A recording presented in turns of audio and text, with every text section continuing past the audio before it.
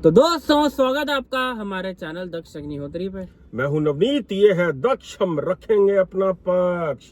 तो दोस्तों आज आपके लिए एक लॉन्ग टर्म ओनरशिप रिव्यू लेके आए हैं इस गाड़ी का, ग्रैंड i10 नियोस, जो कि है हमारी सेकेंडरी कार।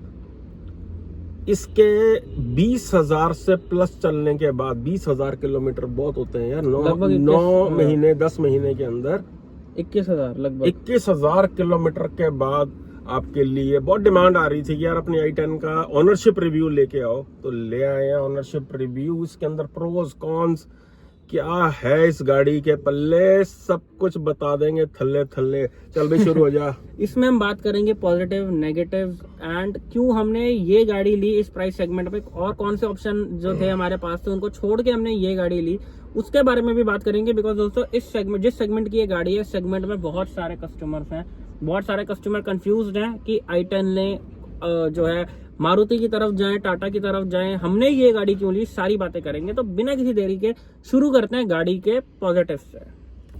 उससे पहले दोस्तों आपको बता दें कि एक वीडियो बहुत ज्यादा वायरल हुआ हमारा, इसी गाड़ी की नेगोशिएशन वीडियो जो है, लाखों लोगों ने नेगोशिएशन वीडियो से फायदा उठाया। अगर आपने नहीं देखा तो देख सकते हो, इसी गाड़ी को कैसे नेगोशिएट किया गया था, इसका वीडियो है। तो शुरू करते हैं इसके पॉजिटिव से। पहला पॉजिटिव है इसका जो लुक्स है गाड़ी की, इस प्राइस ब्रैकेट के हिसाब से ये लुक्स बहुत ही फंकी से मॉडर्न से लुक्स लगते हैं। कहीं से भी ऐसा नहीं लगता कि अंकलों वाली गाड़ी है या फिर बुढ़ी गाड़ी है या फिर पुरानी गाड़ी है। जैसे अगर हम बात करें सेलेरियो की, वैगनआर की या फिर टियागो की भी, तो वो कहीं ना कहीं पुरानी गाड़ियां लगती हैं, लेकिन इसके लुक्स बहुत ज्यादा मॉडर्न, बहुत ज्यादा सुंदर लगते हैं। अगला दोस्तों ये गाड़ी काफी प्रैक्टिकल है, सिटी के हिसाब से, सिटी पर्पज से ही हमने ली है इसको। हम एक आध बारी कभी हाईवे पे ले गए होंगे मजबूरी में, अदरवाइज ये लोकल में बहुत काम आती है। आप सोचो कि 10 महीने के अंदर अगर ये 21,000 किलोमीटर चल गई है तो कितनी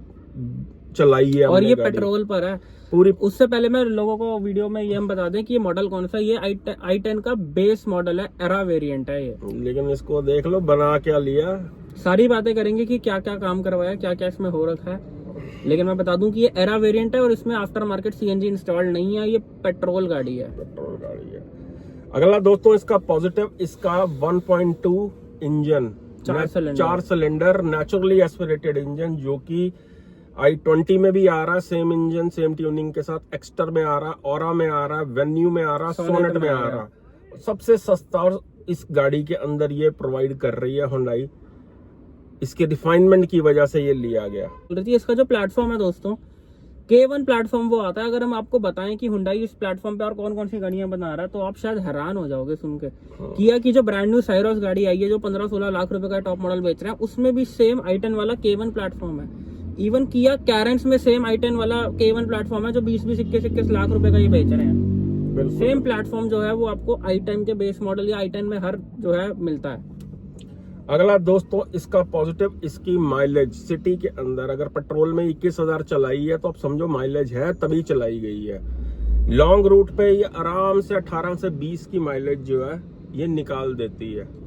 विदाउट एसी ज्यादा भी निकाल देती है, विद एसी 17-18 निकल आती है इसकी माइलेज जो है। लेकिन इसमें एक नेगेटिव बहुत बड़ा ये है कि ये जो MID पे माइलेज शो करती है वो इसकी कभी भी नहीं आती है, उससे कम होती है। टैंक टू टैंक की बात कर रहे हैं, काफी फर्क होता है। जैसे मान लो अगर आप टैंक फुल कराओ और आप रिजर्व पे वापस टैंक फुल कराओ और आप कैलकुलेट करो, तो आप देखोगे यार 37 लीटर के हिसाब से ये तो दिखा रहा है कि 30 लीटर जो है कंज्यूम हुआ है बस, लेकिन डल जो है 37 लीटर रहा है। तो ये आप ये मानो अगर ये 20 की दिखा रही है तो ये 17, 17.5 ऐसी माइलेज दे रही होती है MID में। और जो रियल वर्ल्ड इसकी माइलेज आ रही है उसमें मुझे बहुत ज्यादा फर्क देखने को मिला है। अच्छा, पेट्रोल कितना डलता है इस गाड़ी में? भैया इस गाड़ी की किस्त है 12,000 और इसके अंदर 35,000 रुपए का पेट्रोल डलता है, 30 से 35,000। कई बार ज्यादा भी डल जाता है, कई बार ज्यादा भी डल जाता है। 1,000 रुपए का तो रोज डलना ही डलना है इसके अंदर पेट्रोल जो है। ये देख लो आज भी डलवाया हुआ है, इसमें 1,000 रुपए की पर्ची है। ये देखो फुल नहीं कराते, फुल नहीं कराते, 1,000 रुपए का डलवाते हैं, क्योंकि गाड़ी की आदत ना खराब हो जाए भाई। अगला दोस्तों इसका पॉजिटिव, इसका क्लच बहुत ही स्मूथ है सिटी के हिसाब से। गियर भी ठीक ठाक शिफ्टिंग होती है इसकी, बहुत स्मूथ है। बटरी स्मूथ तो नहीं है जैसे मारुति के होते हैं, लेकिन हाँ काफी स्मूथ है इसके गियर जो है, गियर काफी स्मूथ है, क्लच काफी सॉफ्ट है, smooth है। काफी मतलब आज तक ऐसा फील नहीं हुआ कि ऑटोमेटिक होनी चाहिए थी, बहुत ही अच्छा बिल्कुल क्लच है बिल्कुल। इसका। और अगला इसका पॉजिटिव दोस्तों, इसकी ब्रेकिंग बाइट बहुत ही लाजवाब है इतनी नन्ही सी गाड़ी के अंदर भी। हाँ, ब्रेक्स बहुत अच्छी हैं। मतलब ये डिसीजन जो है बहुत बढ़िया रहा हमारा ये गाड़ी लेने का। लोकल में हमारा पर्पस ये पूरा सॉल्व कर रही है जो है एज अ सेकेंडरी कार जो है।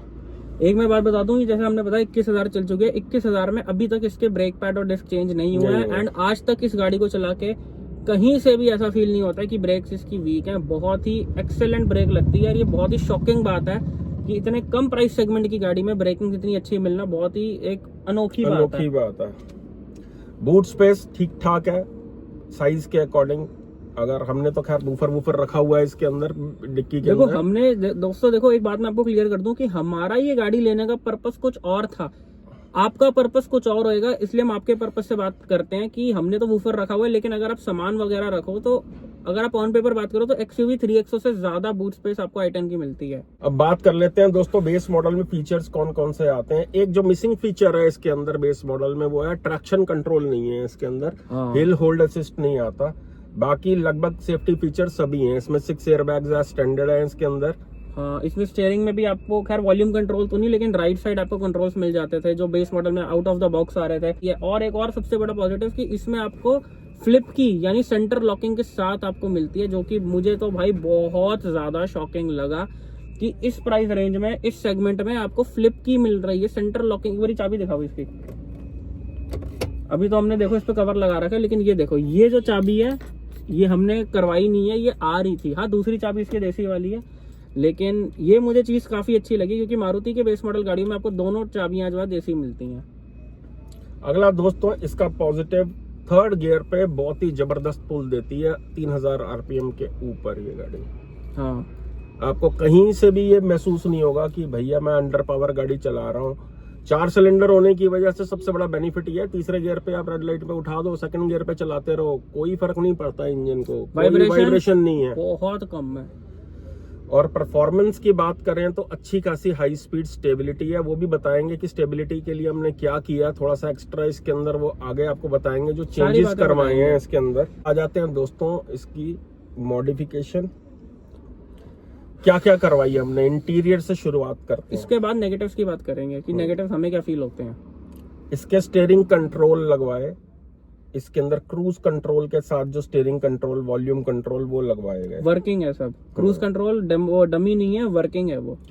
सीट कवर्स लगवाए गए, बकेट फिटिंग सीट कवर्स लगवाए गए। जहां पे एयरबैग है वो एरिया खाली छोड़ दिया, बाकी बिल्कुल बकेट फिट करवाए गए हैं इसके अंदर सीट कवर।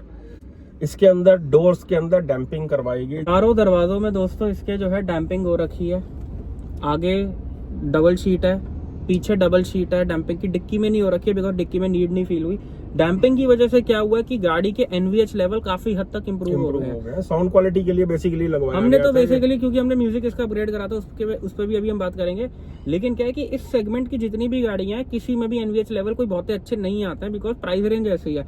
इसलिए डैम्पिंग का एक ये बेनिफिट म्यूजिक का तो मिला ही मिला है, लेकिन NVH लेवल बहुत ही अच्छे हो गए हैं। इसकी नॉइस कैंसिलेशन बहुत बेटर हो गई है, बाहर का आवाज बिल्कुल नहीं आता, बाहर का शोर वगैरह। एंड दरवाजे इसके बहुत हैवी फील होते हैं बिकॉज वो शीट जो डैम्पिंग की दो लगी हुई है वो काफी ज्यादा हैवी हैं। बिल्कुल ड्यूल एम्पलीफायर है इसके अंदर, एप्पल कारप्ले वाली स्क्रीन लगवाई हुई है। इसमें लगभग 1 2 3 4 5 6 7 8 स्पीकर और 4 ट्विटर का इसमें सेटअप लगा गया है, यानी टोटल 12 इसमें स्पीकर हैं। 1 इसमें वूफर है, 2 इसमें एम्पलीफायर है। इसमें म्यूजिक का रज के काम करवाया गया है और स्वाद आ जाता है जब म्यूजिक सुनने का। ये गाड़ी चलाई भाई म्यूजिक सिस्टम की वजह से जाती है। इसमें पाइनियर, JBL सबके मिक्स कंपोनेंट्स करके लगे हुए हैं। इतना बढ़िया बैलेंस वगैरह बहुत बढ़िया बनाया साउंड गया है। इंजीनियर ने इसको ट्यून किया हुआ है।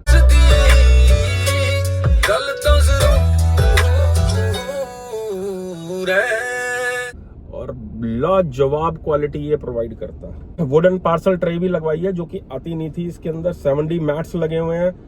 ओवर VM ये डे नाइट वाला लगवाया हुआ है इसके अंदर, टिक टिक वाला, जो कि बिल्कुल ही कंगला सा आता है। इसके अंदर है ही कुछ नहीं आता था, वो नॉर्मल सा आया करता था। एम्बियंट लाइटिंग लगवाई, मतलब कोई ऐसी चीज नहीं है जो छोड़ी गई हो। रिवर्स कैमरा लगवाया गया है इसके अंदर। एक चीज इसके अंदर मॉडिफाई हो चुकी है गाड़ी के अंदर। इसमें ओरिजिनल हुंडई के DRLs लगे हुए हैं i10 के, ये आप देख सकते हैं।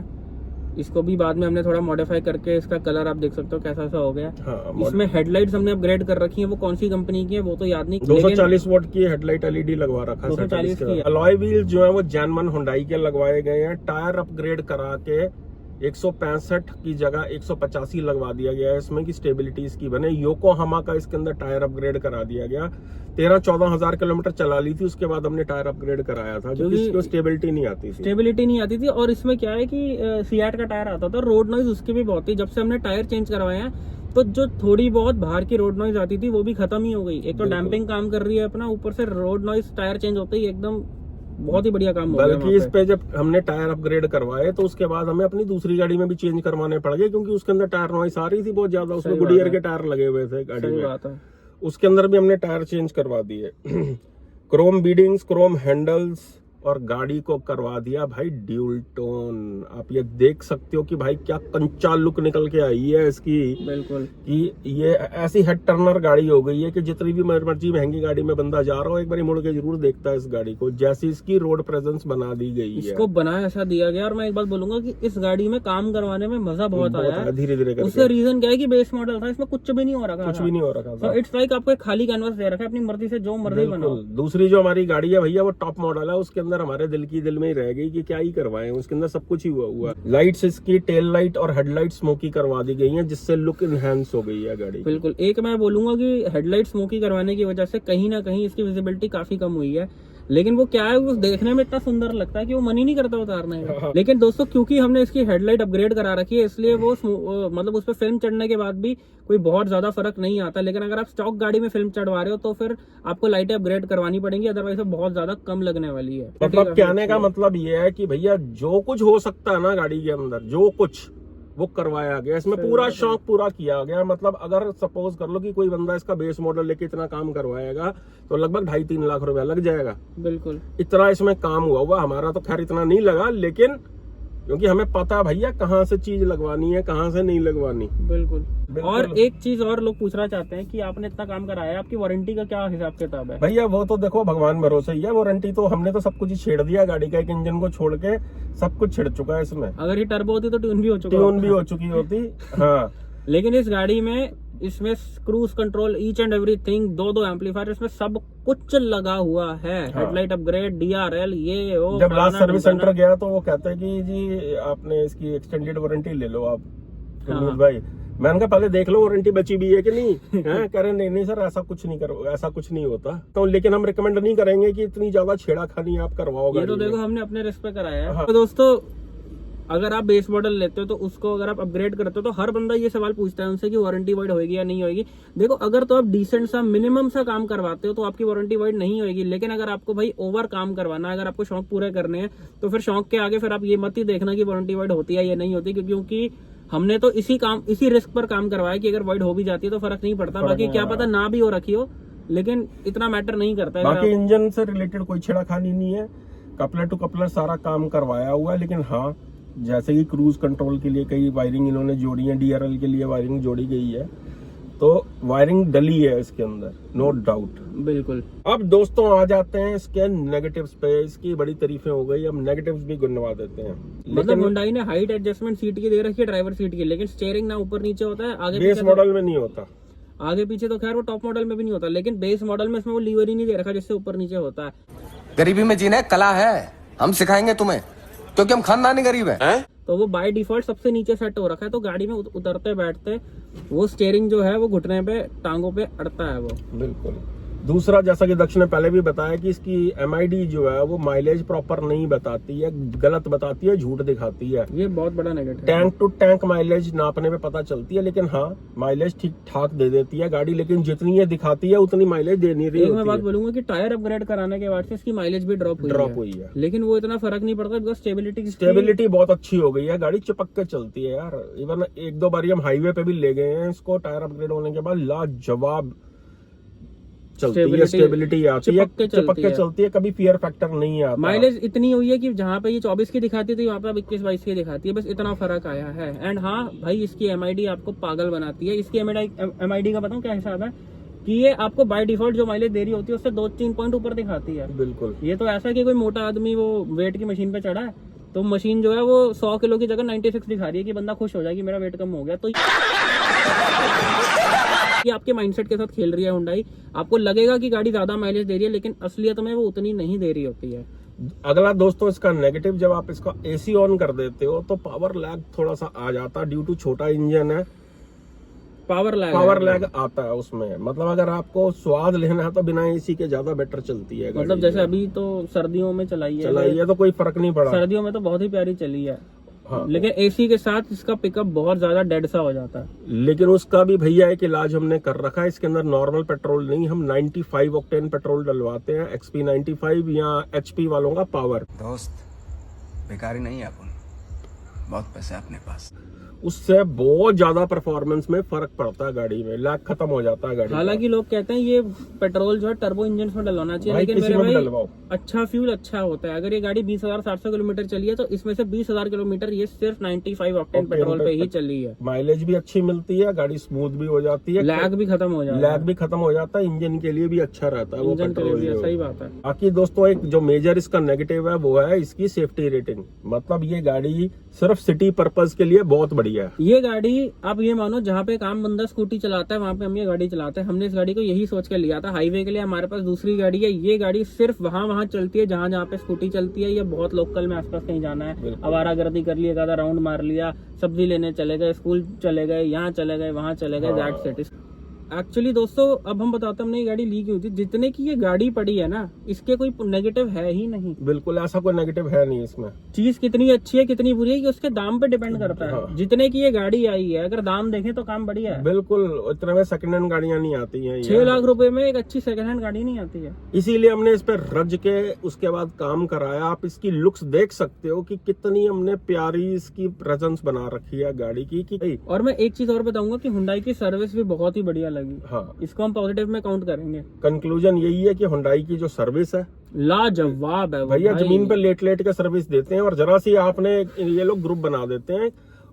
एक अभी लास्ट जब इसकी सर्विस हुई है 20,000 वाली, तो इसका डोर लॉक नहीं हो रहे थे, इसके की लॉक नहीं हो रहे, मतलब रिमोट से गाड़ी लॉक ही नहीं हो रही थी। हाँ, लॉक नहीं हो रही अंदर से भी आप लॉक मैंने ग्रुप के अंदर लिख दिया कि भाई सर्विस के बाद गाड़ी लॉक नहीं हो रही। मैं कह रहा हूँ कम से कम 20 फोन आए होंगे कंपनी वालों के, सर आप ले आओ या हम भेज देते हैं किसी को।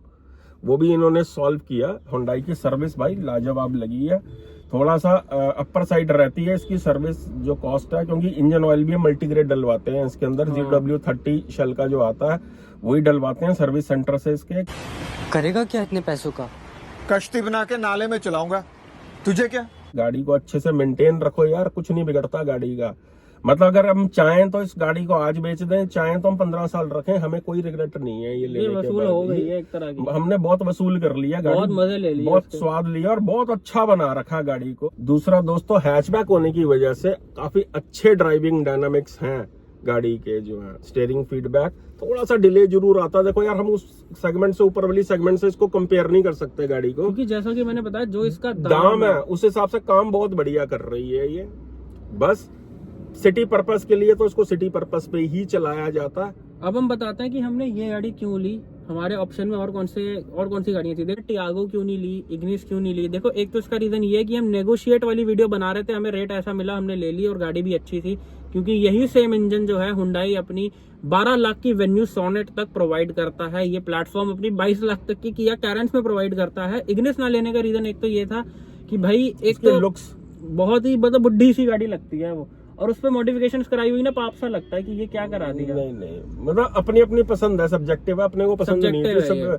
बाकी टियागो वगैरह ना लेने का रीजन ये था कि इंजन जो चाहिए था भाई वो इंजन ये प्रोवाइड करता है, ये वो रिफाइनमेंट प्रोवाइड करता है जो कि टाटा की गाड़ियों में नहीं होता कहीं से भी नहीं। अगर भैया हमने रखी हुई है तो आप समझ सकते हो कि ये गाड़ी क्यों रखी हुई है हमने। एंड जो हम गाड़ी चला रहे थे उसके बाद टाटा अगर हम लेते तो खड़ी रहती, वो चलाई नहीं जाती।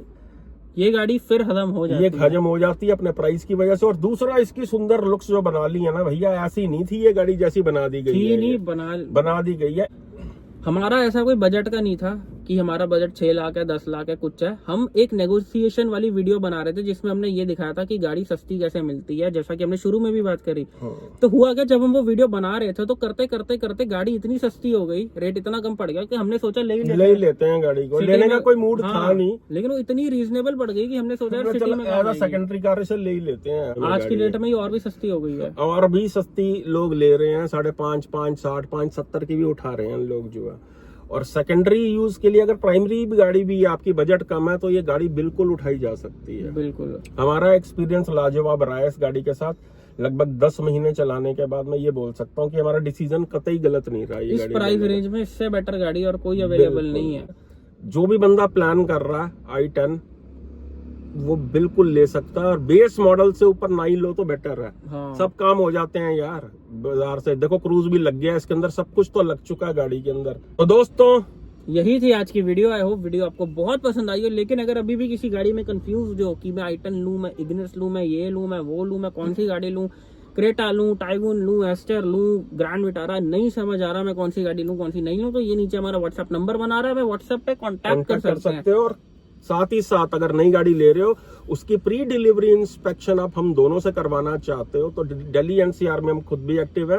ऑन डिमांड हम ऑल इंडिया में भी आ जाते हैं पीडीआई करने के लिए, क्योंकि भैया नई गाड़ी लेते हुए अगर गाड़ी के अंदर फॉल्ट है तो बाद में खाने पड़ते हैं सर्विस सेंटर में धक्के। ये देख लो अभी कुछ टाइम पहले ये काइलैक की और आगे से बम्पर लगा हुआ था इसका, और काफी अच्छा खासा ठुका हुआ था, और कई सारी चीजें निकली हैं गाड़ी के अंदर, निकलती हैं यार। क्यों हमने पूरे पैसे देने के बाद हम भैया ठुकी हुई गाड़ी लें, क्यों उसके अंदर फॉल्ट वाली गाड़ी लें? 16.5 लाख का टॉप मॉडल था ये काइलैक का। तो दिल टूट जाता है यार बंदे का जब ये सब चीजें होती हैं। अब डीलर रेंट पे चेंज होंगी ये चीजें, क्योंकि दोस्तों या गाड़ी रिप्लेस होएगी, क्योंकि दोस्तों कंपनी नहीं चाहती कस्टमर को दिक्कत आए। ये सारा घोटाला होता है डीलर रेंट पे। तो गाड़ी को चेक करवा के लेना भैया, कोई भी सेगमेंट की गाड़ी खरीद रहे हो। और अगर हमसे कराना चाहते हो तो ये नीचे हमारा नंबर आ रहा, कान हम रोड के गाड़ी के भैया पूरा चेक कर देते हैं। और जब हम दोनों जाते हैं तो वैसे ही भैया बचती नहीं है कि कोई भी फॉल्ट हमारी नजरों से बच जाए, क्योंकि हजारों गाड़ियां हम अपने हाथ से चेक कर चुके हैं।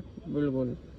तो बुलाना चाहें तो ये नीचे हमारा नंबर आ रहा है, व्हाट्सएप पे आप कांटेक्ट करें। और अगर किसी कार में कंफ्यूज हैं तो उसके लिए भी आप व्हाट्सएप पे मैसेज डाल के अपना call slot, paid call slot book करा के आप हमसे फोन पे बात कर सकते हो। क्योंकि मैसेज पे रिप्लाई दोस्तों वो हम नहीं देते हैं, हमने कॉल सेंटर बना लिया हुआ है कि रिप्लाई जो है वो कॉल सेंटर के थ्रू आता है, हम सिर्फ कॉल पे कनेक्ट हो सकते हैं। बिल्कुल।